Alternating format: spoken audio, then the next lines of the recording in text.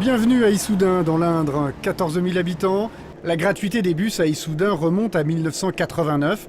C'est le maire actuel, André Léniel, déjà en poste à l'époque, qui l'a instauré. C'est une ville qui, à travers ses deux caractéristiques, à la fois ouvrière et relativement âgée, qui est aussi une ville où les revenus sont beaucoup plus bas que la moyenne nationale, puisque nous sommes 20% en dessous. Instaurer la gratuité des transports, ce n'est pas anodin. C'est la volonté que personne ne soit coupé des lieux de sociabilité parce qu'il n'a pas les moyens de se déplacer. Tout ce qui est gratuit rend service, surtout à l'heure actuelle. 9h, place Voltaire à Châteauroux. Ici, les bus sont gratuits depuis 2001 pour les habitants de l'agglomération. Une décision appréciée par Sylvie, mère de 2 enfants. Venue de Tours, elle dépensait plus de 100 € par mois pour les transports de sa famille. Arrivé sur Châteauroux, c'est vrai que on sortait notre porte-monnaie la première fois. J'ai dit ça coûte combien? Et il me dit ah non, c'est gratuit, c'est une plaisanterie. Là, on ne paye rien du tout, donc ce qui permet d'avoir un budget soit sur les loisirs ou l'alimentation.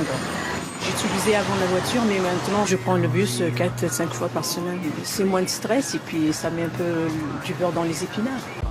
Alors l'idée de la gratuité est venue d'un constat, qui était un constat simple, c'est celui que peu de Castelroussins utilisaient le service. Donc des bus qui circulent à vide sur l'ensemble du territoire municipal, qui ont un certain coût et qui rapportent très peu puisque la billetterie en elle-même, donc le coût des billets achetés par les usagers, représentait 14% du coût du service. Ce qu'on ne mesure que trop rarement, c'est les économies qu'on réalise en termes de pollution, en termes de coût du stationnement, et ce que ça nous rapporte en termes d'attractivité, c'est-à-dire tous ces gens qui consomment chez les commerçants et qui ne seraient pas venus si les transports n'avaient pas été gratuits. On va être obligé de passer à des bus articulés, nous n'en avions pas.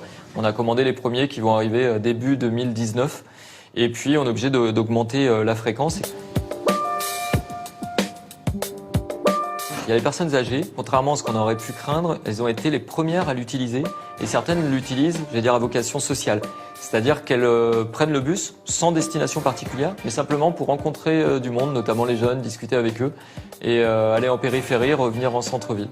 Après, on a toute la partie des actifs qui, pour certains, l'utilisaient naturellement, d'autres y viennent à cause de la contrainte du prix des carburants. Et puis, on a les jeunes scolaires qui le prennent pour aller à l'école et qui, eux, conservent ce moyen de transport après. Ces bus, moi, ils me servent à plein de choses. Soit aller voir mes potes, soit pour aller à la gare pour prendre le train pour y aller à mon lycée, ou soit pour me balader. Depuis la gratuité, les habitants sont 3 fois plus nombreux à prendre le bus. La moitié des usagers sont d'ailleurs d'anciens automobilistes. Plus 178% en 4 ans. La fréquentation des transports en commun augmente à Aubagne. Et pour cause, ils sont gratuits. On s'aperçoit que même quand la tarification est basse, il y a quand même un obstacle qui est de sortir la pièce de monnaie. Le fait de pouvoir monter librement dans un bus fait qu'on est tout naturellement tenté de l'utiliser, quoi. Cette année, la ville fête les 4 ans de cette mesure qui a la cote auprès des Aubagnais. Ça me fait pas de frais en plus et en plus les bus ils desservent pratiquement partout donc c'est très pratique. Aubagne c'est pas super pratique pour se garer donc du coup ça tombe bien que ce soit gratuit parce que ça facilite beaucoup la vie pour venir avec les enfants et faire les activités sur Aubagne. Je prenais avant la voiture tous les jours et depuis que j'ai découvert le bus et que c'est gratuit, je le prends régulièrement. Un transport gratuit c'est merveilleux. Je prenais vraiment pas de bus du tout. Avec la gratuité, franchement, je le prends beaucoup plus. Si les voyageurs sont aussi satisfaits, c'est grâce à l'amélioration du service. Condition majeure pour inciter les gens à emprunter les transports. On a mené des études en 2010 et en 2012 qui nous ont permis de quantifier que par rapport à nos usagers des bus, 35% proviennent du report modal. Pour la présidente de l'agglomération, la gratuité est un choix politique qui va perdurer. Quoi de neuf, c'est que chaque année, il se passe des choses dans les bus que la gratuité permet. Entre les gens dubitatifs sur le fait que les politiques parlent toujours mais qu'ils ne mettent jamais leurs engagements en acte et que la gratuité risquait de générer de la délinquance. Et en fait, cette volonté politique-là nous a permis de constater tout le contraire. Beaucoup de qualité, de respect des gens entre eux, des rapports sociaux nouveaux. Ça veut dire qu'à partir du moment où on mène des politiques qui font du bien, elles sont respectées. Et du point de vue de la fréquentation, si elle augmente, de toute façon, nous poursuivrons. Des transports en commun gratuits, tout le temps et sur l'ensemble du territoire. Dès le 1er juillet, l'Estonie deviendra le premier pays au monde à réaliser cet exploit. Si la capitale, Tallinn, offrait déjà son réseau de transport à ses habitants, ce seront bientôt les lignes de bus nationales qui seront accessibles gratuitement. Une initiative possible grâce à l'investissement de 13 millions d'euros supplémentaires dans le budget du ministère des Transports. L'objectif, inciter les Estoniens à abandonner leur voiture et à sortir davantage de chez eux. Au Luxembourg, 17% des trajets sont effectués à bord des transports publics. Aux heures de pointe, bus, trains et tramways sont pris d'assaut par des milliers de travailleurs transfrontaliers venus d'Allemagne, de France et de Belgique. Les Français représentent à eux seuls 90 000 de ces travailleurs frontaliers journaliers et le chiffre augmente chaque année. Alors pour éviter l'asphyxie et désengorger les routes du Luxembourg, il fallait un geste politique fort et même une première mondiale. C'est décidé, en 2020, les transports publics seront gratuits pour tous. C'est une mesure que nous voyons comme sociale. Elle a certainement également le bénéfice d'être écologique aussi, parce qu'il y aura peut-être un renvoi de la voiture sur les transports publics, il faut le voir. Mais donc l'idée essentielle, c'est une mesure sociale. Le tram il fait partie des transports en commun. Depuis le 10 décembre 2017, il a été mis en service ensemble avec une nouvelle gare ici à Pfaffendal et un nouveau funiculaire. Et il rentre dans ce concept de multimodalité des transports à Luxembourg qui vous permet de passer facilement d'un mode de transport à l'autre, par exemple du bus vers le train, le funiculaire et le tram.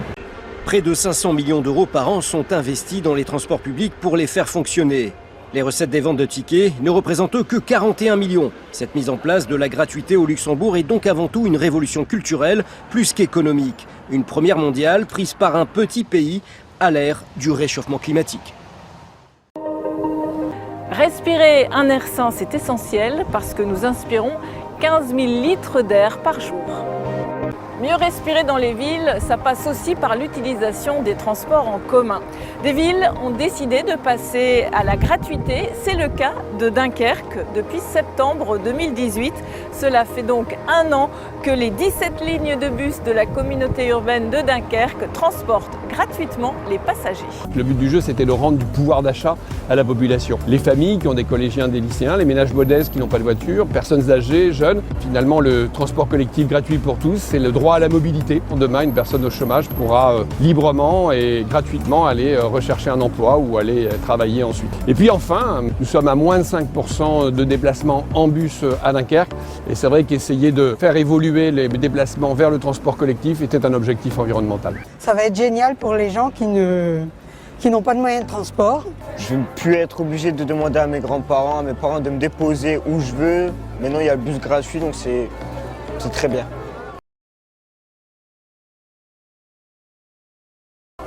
La voiture, c'est cher. C'est 500 000 € dépensés par les Dunkerquois en carburant chaque jour. Deuxième problème, évidemment, la pollution de l'air, avec à Dunkerque un double problème, puisque comme nous sommes dans une agglomération industrielle, la population était peu sensible à l'impact de la voiture sur la pollution de l'air. Un autre problème environnemental, l'occupation foncière, parce qu'une voiture, c'est 10 mètres carrés.